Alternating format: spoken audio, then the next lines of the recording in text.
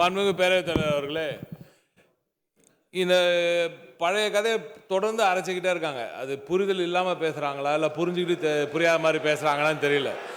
FDI data எப்போவுமே சரியான data இல்லை. ஒரு தொழில் நிறுவனம், இன்ஃபேக்ட் ஃபாக்ஸ்கான் பற்றி பேசினாங்களே, ஃபாக்ஸ்கானோட ஹெச்கியூ அதாவது ஹெட் குவார்ட்டர்ஸ் வந்து எங்கே இருக்குது? அது வந்து மும்பையில் இருக்குது. ஸோ ஒரு இன்வெஸ்ட்மெண்ட், ஒரே ஒரு எக்ஸாம்பிளோட சொல்கிறேன், ரொம்ப நேரம் எடுத்துக்க விரும்பல. ஒரு நிறுவனம் இன்வெஸ்ட்மெண்ட் கொண்டு வந்து சேர்த்தா, தமிழ்நாட்டில் ஒரு ஃபேக்ட்ரி வந்துச்சுன்னா அந்த ஃபேக்ட்ரியோட ஹெச்கியூ வந்து ஹெட் குவார்ட்டர்ஸ் வந்து டெல்லியில் இருக்கும், இல்லாட்டி மும்பையில் இருக்கும். மோஸ்ட்லி வந்து மும்பை வந்து ஃபினான்ஷியல் கேபிட்டல்னால எல்லா இன்டர்நேஷ்னல் ஃபார்ம்ஸும் அங்கே போவாங்க, மெயினாக ஹெட் குவார்ட்டர்ஸ் வைக்கிறது. ஆனால் அந்த தொழிற்சாலை அது தமிழ்நாட்டில் வரும். அந்த வேலை வாய்ப்பு மாண்புமிகு திராவிட நாயகன் நமது மாண்புமிகு முதலமைச்சர் அவர்கள் தொடர்ந்து எப்படி தமிழ்நாட்டில் பரவலாக்கப்பட்ட வளர்ச்சியை உறுதி செய்து பலதரப்பு மக்களுக்கான வேலைவாய்ப்பை உறுதி செய்து கொண்டிருக்கிறாரு. எப்படி வந்து யூனியன் டேட்டா படியே வருஷத்துக்கு ஏறத்தாழ 10 லட்சம் வேலைவாய்ப்புகள் உறுதி செய்திருக்கிறது என்று யூனியன் டேட்டாவே சொல்லுது. அதெல்லாம் எப்படி நடக்குதுன்னா, தொழிற்சாலை இங்கே வருது, அங்கே இருக்கிற முதலீட்டிலேருந்து வாங்குற அந்த உபகரணங்கள் எல்லாம் இருக்குல்ல, அந்த ஃபேக்ட்ரி இன்ஃப்ராஸ்ட்ரக்சர் தமிழ்நாட்டில் வருது. அந்த நம்பர்ஸ், இன்வெஸ்ட்மெண்ட் நம்பர்ஸ் வந்து அவங்க ஹெட் குவார்ட்டர்ஸுக்கு காமிக்கும். இது நான் பல முறை இதே சபையில் சொல்லியிருக்கேன். தயவு செஞ்சு புரியலன்னா இன்னொரு விட்டுருங்க. எஃப்டிஐ டேட்டா இல்லை. ரெண்டாவது ஃபாக்ஸ்கான் சொல்றீங்க. ஃபாக்ஸ்கான் நான் ஏற்கனவே சொல்லிட்டேன், இதே சபையில் சொல்லிட்டேன். இப்போ என்னோட டேட்டா வேண்டாம், ஒன்றிய அரசோட டேட்டா சமீபத்தில் வந்துச்சு. இப்போ நம்ம ஈஸி டேட்டா, நம்ம எலக்ட்ரானிக்ஸ் காம்பனன்ட் ஸ்கீம் வழியா எந்த அரசாங்கம் இந்திய அளவில்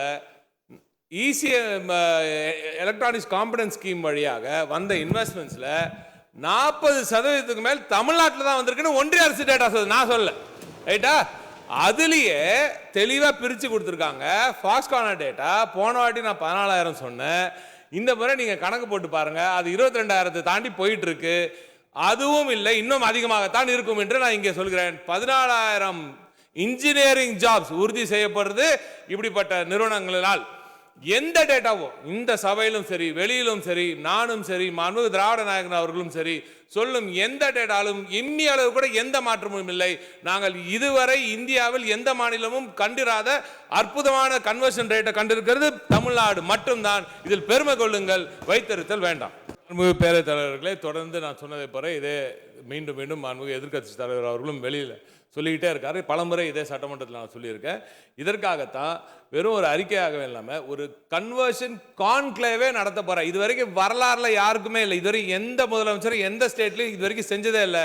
ஒரு கன்வர்ஷன் கான்க்ளேவ், என்னென்ன எம்ஓஎஸ் போட்டோம், அது எப்படி கன்வெர்ட் ஆயிருக்குன்னு ஒரு சமிட் போட்டு, ஒரு கான்க்ளேவ் போட்டு வருகிற 12ஆம் தேதி, பிப்ரவரி 12ஆம் தேதி தயவு கூர்ந்து நமது மாண்புமிகு எதிர்க்கட்சி தலைவர் அவர்கள் அந்த சமிட்டுக்கு வர வேண்டும்.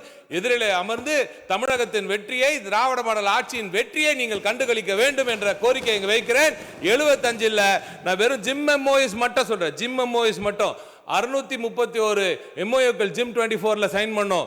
அதுல ஒட்டுமொத்தமாக இது நாள் வரை 526 எம்ஓயூஸ் வந்து கன்வெர்ட் ஆகி அப்ளிகேஷன் ஸ்டேஜ், கன்ஸ்ட்ரக்ஷன் ஸ்டேஜ், ஏன் ப்ரொடக்ஷன் ஸ்டேஜுக்கே வந்த எம்ஓயூஸோட மொத்த எண்ணிக்கை 526. கூட்டி கழிச்சு பார்த்தீங்கன்னா 80 இல்ல 83% கன்வர்ஷன் ரேட்டை ஜிம் 24ல மட்டுமே செய்து காட்டிருக்க அரசு தான் திராவிட நாயகன் அவர்கள். இந்தியாவில் வேறு எந்த மாநிலத்திலும் எந்த வளர்ச்சியுமே வரக்கூடாது என்று அவர் நினைக்கிறாரோ என்பது எனக்கு தெரியவில்லை. ஏற்கனவே இருக்கிற பல பேர், தமிழ்நாட்டில் இருக்கிற ஃபாக்ஸ்கான் நிறுவனம் இங்கே இருக்கு, இங்கே இன்னும் எக்ஸ்பேண்ட் பண்ணிட்டு இருக்கு, இதுவரை வரலாற்றில் இல்லாத அளவுக்கு எக்ஸ்பேண்ட் பண்ணிட்டு இருக்கு. அங்கே இருக்கிற அவங்க ஃபாக்ஸ்கானோட ஒரு நிறுவனம் அவங்க சைடில் இன்வெஸ்ட் பண்ணிட்டு இருக்காங்க. இதே போல பல இடத்துல, இப்போ நோய்டாவில் ஒன்று இருக்கு, நோய்டாவில் எக்ஸ்பேண்ட் பண்ணுறாங்க. அந்தந்த இடத்துல இருக்கிறது அவங்க எக்ஸ்பேண்ட் பண்றாங்க. நமக்கு மட்டும் தான் புதுமையான இன்வெஸ்ட்மெண்ட் வந்திருக்கு. நமக்கு மட்டும்தான் இந்திய அளவில் 41% எலக்ட்ரானிக் எக்ஸ்போர்ட்ல செய்து கொண்டிருக்கும் மாநிலம்.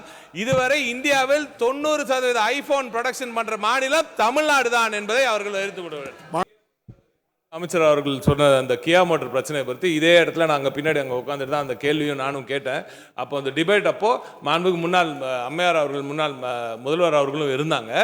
அவங்களும் வந்து உறுதியாக சொன்னாங்க. ஏன்னா அவங்களுக்கு அந்த செய்தியை போய் சேரல, அவங்களுக்கு தெரியவே இல்லை அந்த இடத்துல. ஆனால் நான் சொன்னேன் இல்லைங்க நான் உண்மையாக சொல்கிறேன், போயிடுச்சுன்னா இல்லவே இல்லைன்னு அடம் பிடிச்சி பேசினாங்க.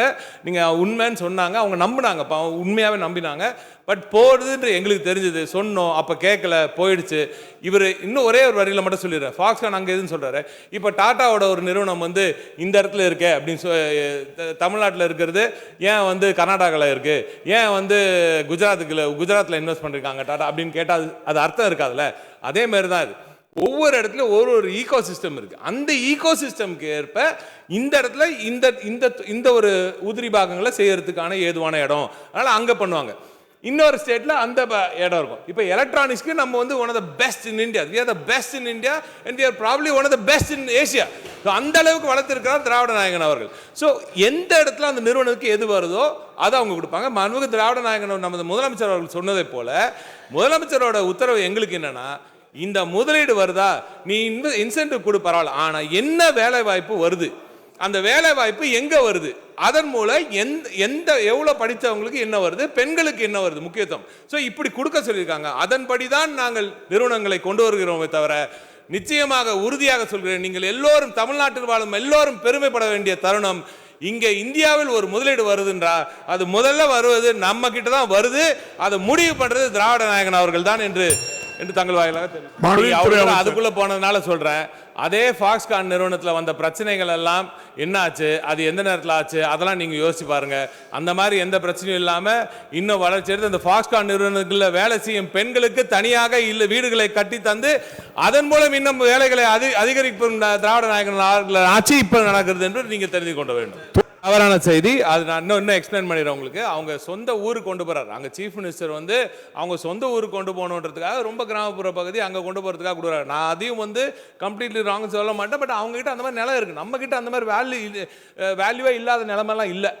அவங்க அவுட் ஆஃப் டெஸ்பரேஷன் அவங்க அந்த மாதிரிலாம் பண்ணுறாங்க. அவங்க எங்களுக்கு ஏதாவது கொண்டு போகணும் அப்படின்னு இப்போ முதலமைச்சர் சொல்கிறாரு, எல்லாம் தமிழ்நாட்டுக்கு போதேன்னு எல்லாரும் சொல்லிகிட்டே இருக்காங்க. அவங்களுக்கு ப்ரெஷர் ஆகுது. பக்கத்தில் தெலுங்கானாவில் வேறு காம்படிஷனு, அவங்களுக்குள்ள ஒரு பொலிட்டிக்கல் காம்படிஷன் இருக்குது. இதெல்லாம் இருக்கிறனால போகிறாங்க. நான் யதார்த்தமாக சொல்கிறேன் உங்களுக்கு, தமிழ்நாட்டை தாண்டி நாம் முடிவு செய்வது தான் இன்று இந்தியாவில் வரும் முதலீடுகள் எல்லாம். அந்த அளவுக்கு உண்மையாகவே நம்மளோட investment scenario, ease of doing business பெஸ்ட்டாக இருக்கிறது திராவிட நாயகன் அவர்களின் ஆட்சியில் தான்.